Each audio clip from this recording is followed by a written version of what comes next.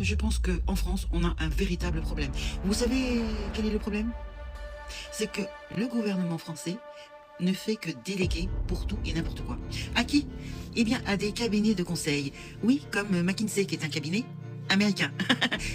Nous avons appris que pendant Coco, toute la gestion de ce rhume 19 a été faite par qui? Par 7 cabinets de conseil. Alors que nous avons des hauts fonctionnaires au ministère de la Santé et au ministère de l'Armée. Oui, monsieur, dame.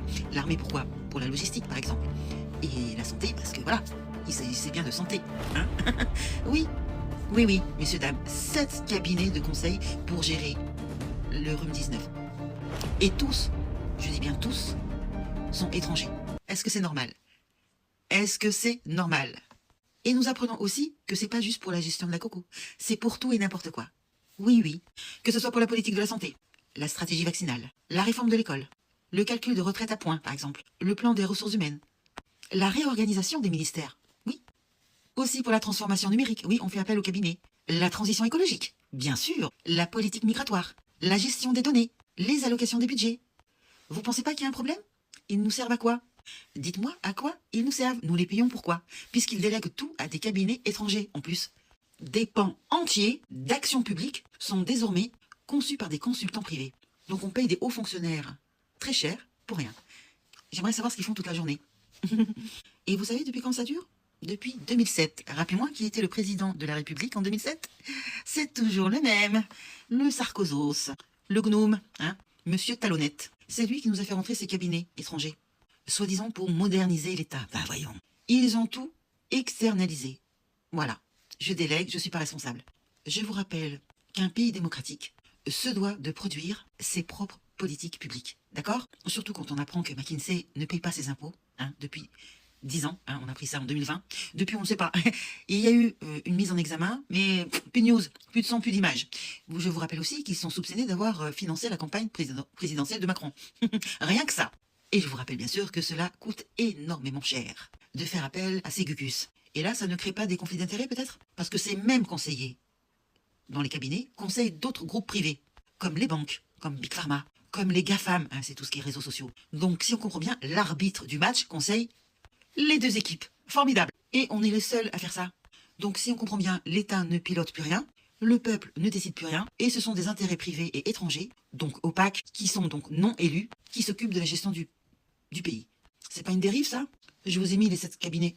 Il paraît qu'il y en a 8. Il n'y a pas que 7, 8. Donc pendant la gestion de la coco, ils ont fait appel à ces cabinets et ils ont signé 47 contrats avec ces 7 ou 8 cabinets pour un montant de 25 millions d'euros. Qu'est-ce qu'ils ont bien pu faire pour 25 millions d'euros, hein? Et en attendant, on paye des salaires de hauts fonctionnaires qui auraient pu faire la même chose.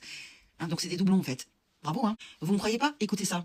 Et cette info stupéfiante qui tombe, le ministère de la Santé n'aurait pas la main sur la stratégie vaccinale en France. En tout cas, il n'a pas la main seul, puisque on découvre qu'il partage les responsabilités avec un cabinet de conseil. En l'occurrence, il s'agit du cabinet de conseil américain McKinsey. D'autres agences également sont appelées à la rescousse.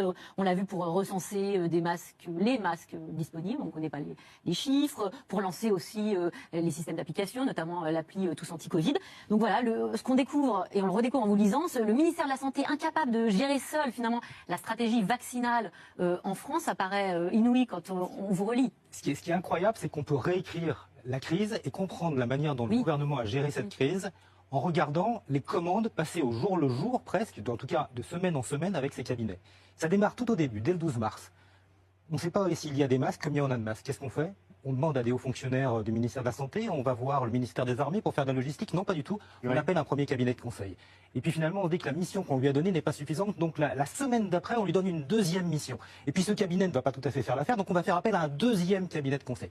Comme ça, effectivement, il va y avoir pendant cette période-là, ça on l'a effectivement examiné, on a été scruté dans tous les détails, 47 contrats avec 7 cabinets de conseil différents. Et juste sur ce sujet, et pendant cette période-là, celle de la crise. Et alors, nous, ce qui nous a vraiment intéressé, c'est qu'on s'est dit à ce moment-là, bon, finalement, à période exceptionnelle, peut-être que ces moyens exceptionnels étaient nécessaires.